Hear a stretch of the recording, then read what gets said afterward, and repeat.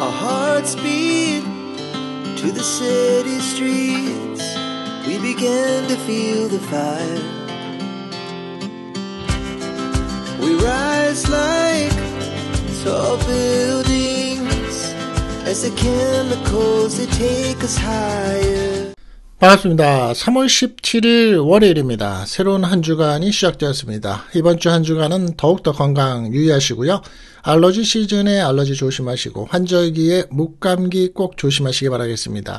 늘 우리 덕담 한 번씩 나누면서 그래도 이민생활과 또 이민생활이 아니라 한국에서의 생활을 하더라도 서로 건강 안부 정도 물어보실 수 있는 그리고 답하실 수 있는 여유가 있으시기를 바라봅니다. 오늘 영상의 내용도 전 세계에서 어떤 내용들이 있는지 한번 짚어보도록 하겠습니다. 첫 번째 소식입니다. 당신 마이크 조심해야지 째려보는 트럼프 대통령의 인터뷰의 영상이 또 화제가 되고 있습니다. 도널드 트럼프 미국 대통령이 앤드루스 공군기지의 언론 인터뷰에 응하다 방송사의 오디오 마이크에 얼굴을 맞는 일이 일어났습니다. 15일 현지 시간으로서 이 팍스 뉴스 등 외신은 트럼프 대통령은 플로리다주 마러라고의 자택으로 가기 위해서 앤드루스 기지를 방문했다라고 보도를 합니다. 그는 전용기인 에어포스 1에 탑승하기 전에 기자들의 질문을 받던 중 한 취재진이 든 붐 마이크, 이 붐 마이크라는 거는 막대봉 같은 거 이렇게 쭉 대고서요, 털이 복슬복슬 달린 마이크를 붐 마이크라고 합니다. 입과 턱 주변을 맞았습니다. 당시 트럼프 대통령은 팔레스타인 가자 지구에서 인질을 추가로 구출할 방안에 관한 질문을 받고 있었고 취재진의 말을 더 잘 듣기 위해서 얼굴을 앞으로 기울인 상태였다고 합니다. 세게 맞은 것은 아니지만 털이 북실북실한 그것을 이제 우리는 데드캣이라고 하는데요. 그 역할이 뭐냐면 이 바람 소리를 커버하기 위해서 붙여놓습니다. 저도 역시 마이크 중에서 그거를 사용하긴 하는데요. 그게 없으면 이 F 이런 발음하고 또 바람 소리가 굉장히 많이 들어갑니다. 그래서 이제 그거를 씌워놓게 되는데 실질적으로 마이크는 안에 조금 맞죠. 그 마이크가 얼굴에 닿자 현장에서는 순간 정적이 흘렀다고 합니다. 그렇겠죠. 대통령의 얼굴을 마이크가 쳤으니 말입니다. 그 순간 트럼프는 자신에게 붐 마이크를 들이댄 여성 기자를 날카로운 눈빛으로 응시하고는 눈썹을 치켜 올립니다. 가만히 영상을 보시면 그렇죠. 그러나 트럼프 대통령은 곧바로 농담으로 분위기를 전환했습니다. 거기서 당신 왜 쳐? 그러면서 인상 찡그리면서 너 이름 뭐야? 라고 할 수는 없었겠죠. 그는 오늘 밤 TV에 나올 거리를 만들었군 이라며 그녀가 오늘 밤 최고의 화제거리가 됐어. 그거 봤어? 라고 다들 말할 것이다 라고 말을 했습니다. 이후에 트럼프는 간단한 추가 질문을 받은 뒤에 전용기인 에어포스 1에 올랐습니다.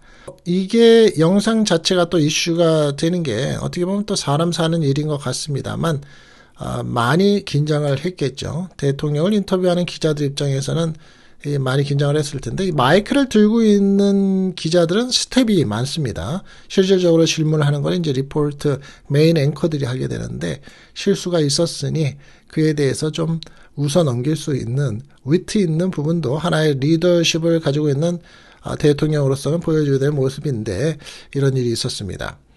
전 세계에서 관광객의 유치를 위해서 가장 공을 들이는 나라가 현재 중국입니다. 그래서 한국도 이제 무비자에 대한 대상국이 되면서 많은 관광객으로서 유치를 하죠. 그리고 일본도 마찬가지입니다. 그런데 엔화가 이제 올라가면서 한국 사람들이 이 일본의 관광보다는 중국의 관광을 굉장히 많이 가고 있고요. 제주도가 부정적인 이미지를 계속 비추고 있으면서 물가도 비싸고 볼거리가 없다라는 그리고 너무 비싸다 경비가 많이 든다는 이유 때문에 요즘에 중국을 많이 갑니다. 그런데 미국은 어떨까요? 미국의 관광지라는 것은 이제 대부분 대도시인 뉴욕 그리고 서부의 이제 캘리포니아 헐리우드 지역 남부의 이제 플로리다 지역이 가장 대표적인데 그럼에도 불구하고 관광객이 크게 줄어들고 있다고 합니다. 640억 달러 이상의 적자를 보고 있다고 하는데요. 그 이유를 방송사들은 얘기를 하고 있습니다만 여러 가지 복합적인 이유가 있겠죠. 경비가 좀 많이 들고 물가가 많이 상승을 했다는 이유도 가장 클 것이고요. 그런데 매체들은 뭐라고 얘기를 하냐면 트럼프 대통령 때문에 보기 싫어서 안 간다. 뭐 이런 얘기들도 지금 하고 있는 내용 한번 또 짚어보겠습니다. 미국의 여행업계가 올해 640억 달러, 한화로서는 93조 원이나 달합니다. 그렇게 많은 적자를 기록할 전망이라고 합니다. 도널드 트럼프 미국 행정부의 무차별 관세 폭격과 노골적인 영토 야욕에 세계 각국의 반감이 커진 탓으로 분석이 됩니다. 영토 야욕이라는 이 분석에 대한 부분은 이제 그린란드가 가장 크죠. 그리고 캐나다가 가장 큽니다. 사실 미국의 관광객 중에서 가장 많은 나라 사람들이 남미 쪽에 그리고 캐나다 사람들이죠. 16일 워싱턴 포스트는 여행조사기관 투어리즘 이코노믹스를 인용해서 올해 미국으로서의 국제여행이 아마 5% 감소할 것이라고 보도를 했습니다. 이 기관은 당초 올해에 미국 여행이 9% 증가할 것으로 예상을 했었지만 지난달 트럼프 행정부의 경제 정책 기조를 반영해서 추정치를 수정했다고 합니다. 미국의 국제무역청이라는 곳이 있는데요. 이제 ITA라고 합니다. 그것에 따르면 미국을 방문하는 해외 방문객 수는 지난달 작년 동월 대비 2.4%가 감소를 했다고 합니다.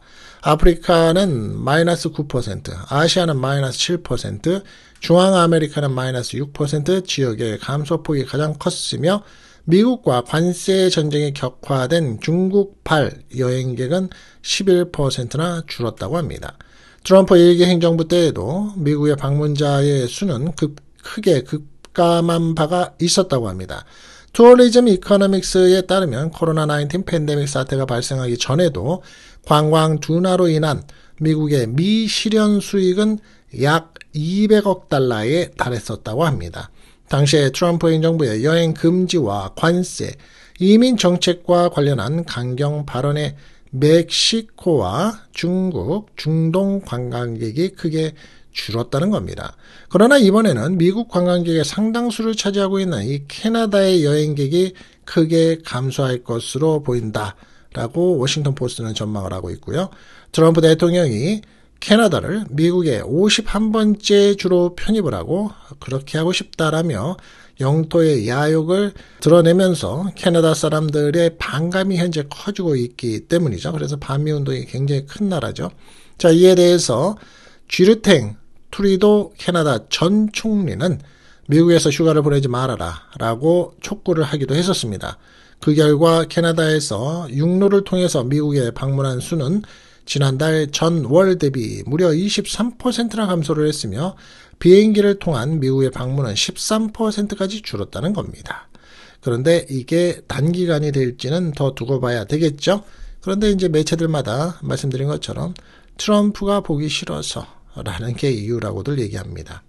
지금 어제 제가 말씀드린 것처럼 한국이 미국에서 평가를 내놓은 민감 국가에 지금 들어있다. 그래서 지금 한국의 정치권들은 지금 난리죠. 그런데 한 학자가 얘기를 했습니다.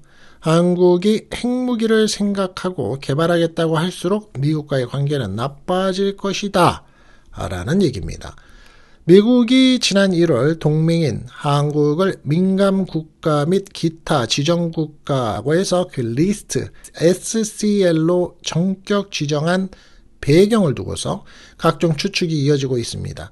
미국의 에너지부가 지정 배경을 함구하고 있는 가운데 한국의 정치권은 비상계엄 등 정치적인 혼란과 핵 보유 언급 등의 배경이라며 서로에게 책임을 떠넘기는 모습까지 노출을 하고 있는 겁니다. 미국의 싱크탱크 군비통제협회의 데릴 킴볼 사무장이라는 사람은 16일 한국의 인터뷰에서 계엄령을 시행하려는 시도를 포함한 서울의 정치적인 혼란, 한국의 고위 관리들이 핵무기의 옵션을 열어둘 가능성을 언급한 발언들, 그리고 한국이 핵무기 옵션을 갖추는 데에 필요한 기술을 고려했을 때 미국 에너지부가 대한민국을 핵 확산 민감 국가로 지정한 것은 별로 놀라운 일도 아니다 라고 말을 한 겁니다. 한국의 정치적인 상황과 연이은 핵 보유에 대한 언급, 핵 관련 기술 등을 고려할 때 한국을 SCL에 지정한 것은 예측 가능했던 그 순서였다라고 설명을 하고 있고요. 미국 내 대표적인 핵 군축 전문가인 킴볼 사무총장은 특히 한국의 조태열 외교부 장관의 이름을 먼저 거론을 하면서 북한을 견제하기 위해서 핵무장 가능성을 배제할 수 없다라고 그렇게 말을 한 조태열 장관의 2월 발언과 같은 도발적인 발언은 한국이 핵 확산 위험국임을 분명히 보여준다라고 주장을 한 겁니다. 그래서 조 장관은 지난달 국회 외교통일위원회에서 나와 한국의 자체 핵무장론과 관련해서 아직은 시기상조인 측면이 있지만 오프 더 테이블, 논외 테이블 밖에서의 서로 이제 상의를 해야 될 일은 아니다라고 말을 한 겁니다. 조 장관의 발언은 미국의 SCL의 지정 이후의 시점인데 하지만 킴볼 사무총장이 한국의 주무장관의 이런 발언을 지목한 것은 해당 발언이 워싱턴 조야의 핵 확산 우려를 자극할 수 있었다라고 평가했기 때문이라고 얘기를 하고 있습니다. 우리 시청자들은 어떻게 생각하십니까? 지금 트럼프 대통령은 공공연히 핵 보유국이라고 북한을 지칭을 하고 있습니다. 어느 순간에는 핵 보유에 대한 인정하는 나라로 될 수도 있다라고 한국에서는 얘기를 합니다. 그러면 무기가 강해야 되고 경제력이 강해야 되고 힘이 있어야지만 전쟁이 안 일어난다라는 논리들을 핍니다. 그런데 북한에서는 핵을 가지고 있는데 한국에서는 충분히 가지고 있을 수 있는 능력이 있음에도 불구하고 계속해서 재래 무기, 옛날 무기만 가지고 대응을 하는 게 맞을까요?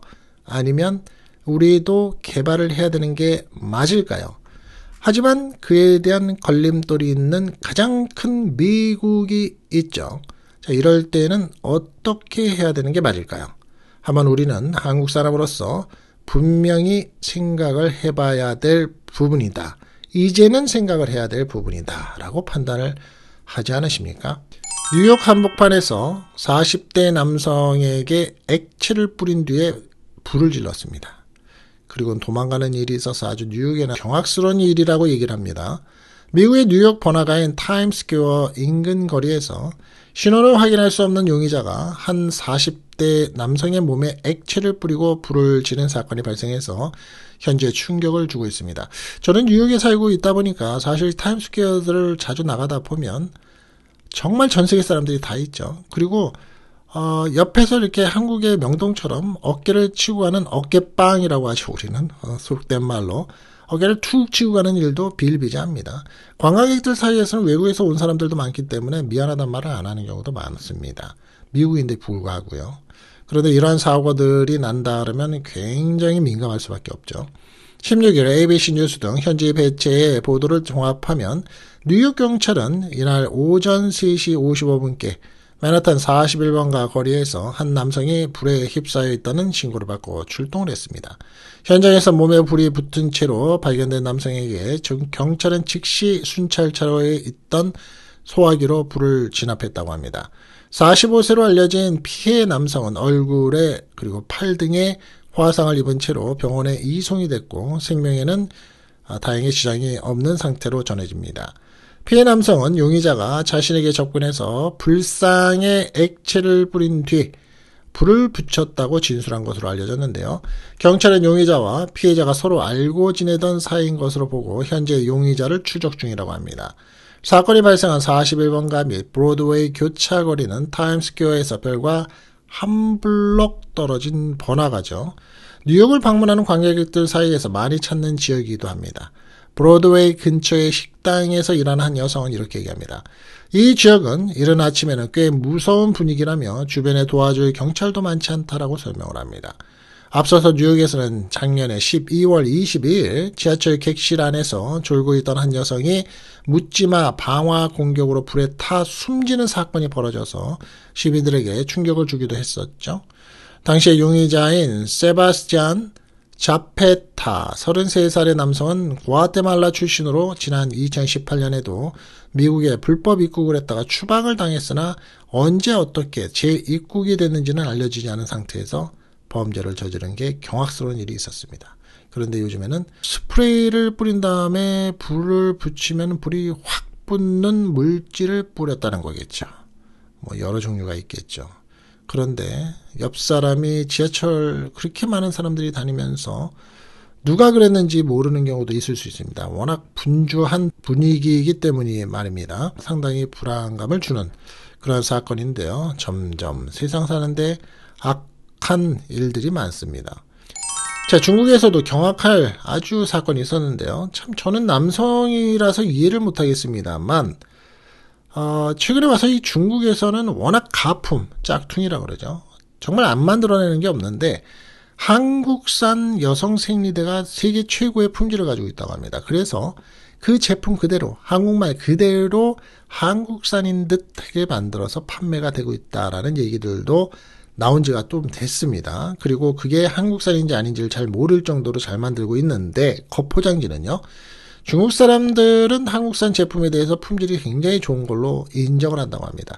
어떻게 보면 수십 년 전 우리나라에서 일본산 제품을 그렇게 생각했었던 적이 있기도 하죠.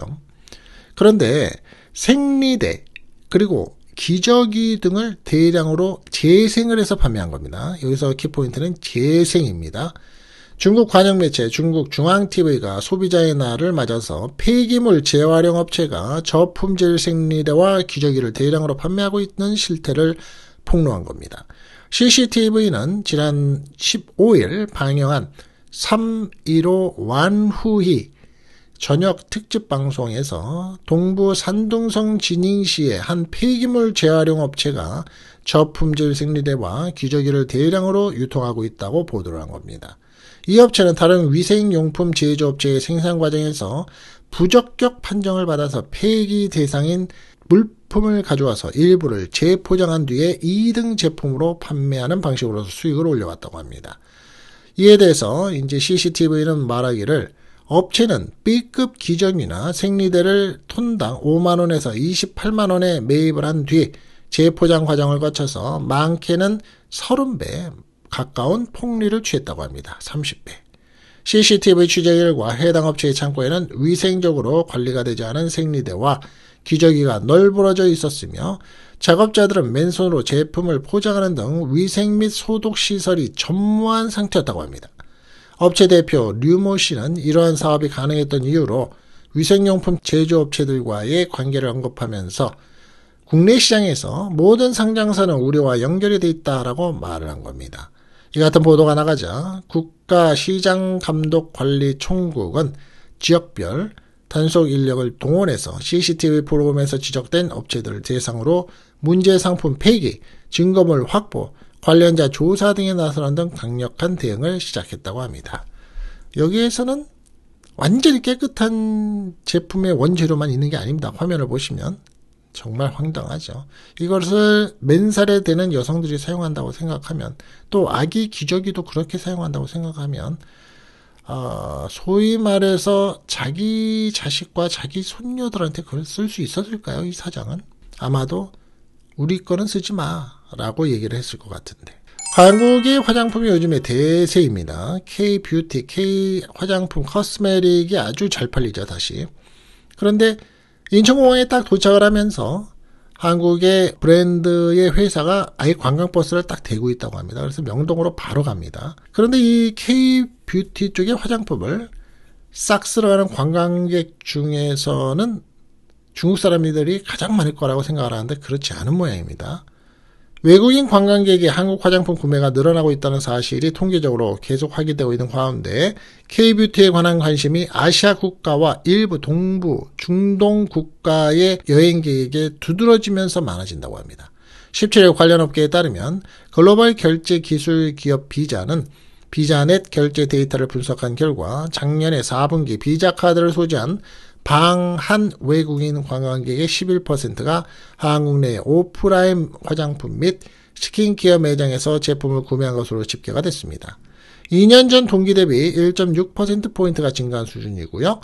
최근에 다이소와 올리브 영 등에서 한국 화장품의 인기가 크게 늘어나면서 이 같은 현상이 나타난 것으로 풀이가 됩니다.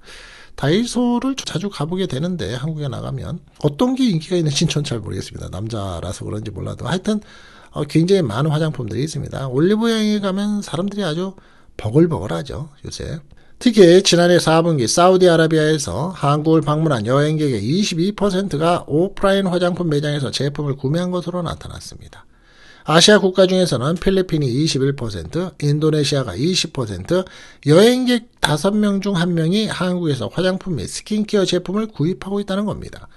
이어서 말레이시아가 19%, 싱가포르가 18%, 일본이 14%. 이거 신기하죠. 예전에는 우리가 일본에 가면은 일본의 화장품들이 사면이 바다이기 때문에 화장품 기술이 굉장히 잘 돼 있어서 품질이 좋다라고 생각을 해왔죠. 그래서 일본에 가서 화장품을 정말 많이들 사왔는데 요새는 일본 사람들이 한국에 와서 화장품을 사간다는 거죠.